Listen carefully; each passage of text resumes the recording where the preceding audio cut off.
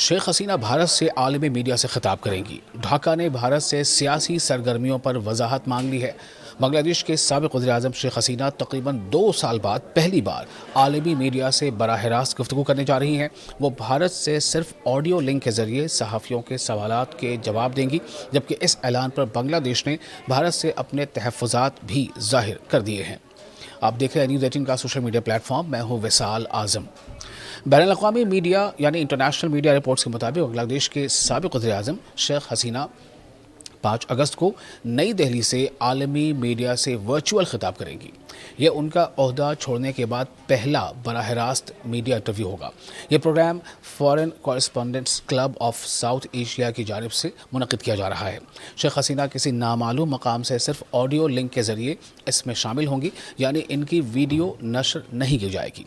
याद रहे कि अगस्त 2024 में तलबा की क़यादत में होने वाले एहतजाज के बाद शेख हसीना की 15 साल हुकूमत ख़त्म हो गई थी। उसके बाद वो बांग्लादेश छोड़कर भारत चली गई थी, जहां वो अब भी मुकीम हैं। रिपोर्ट्स के मुताबिक इस मीडिया गुफ्तगू में शेख हसीना अपने सियासी मुस्तक़बिल यानी पॉलिटिकल फ्यूचर के बारे में बात करेंगी।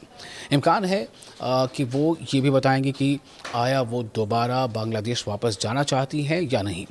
मुंतज़मीन के मुताबिक इस दौरान सहाफ़ियों को यानी जो रिपोर्टर्स होंगे या जर्नलिस्ट होंगे उनको भी सवालात करने का मौका दिया जाएगा, जिसके जवाब ख़ुद शेख हसीना बराह रास्त देंगी।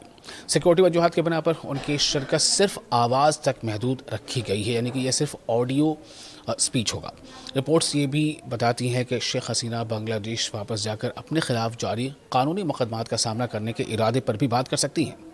वहीं दूसरी तरफ इस ऐलान के बाद बांग्लादेश हुकूमत ने भारत से अपने तहफ़्फ़ुज़ात का इज़हार किया है।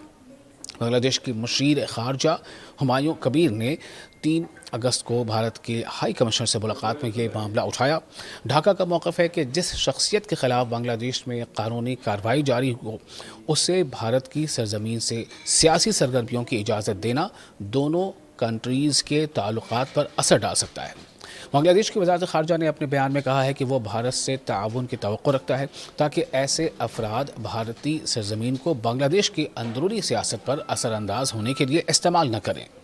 अब सबकी नज़रें शेख हसीना के ख़िताब पर हैं, क्योंकि ये 2 साल बाद उनकी पहली बराह रास्त यानी लाइव मीडिया गुफ्तगू होगी, जिसमें उनके मुस्तक़बिल, वतन वापसी और क़ानूनी मामलात पर हम अहम ऐलानात सामने आ सकते हैं।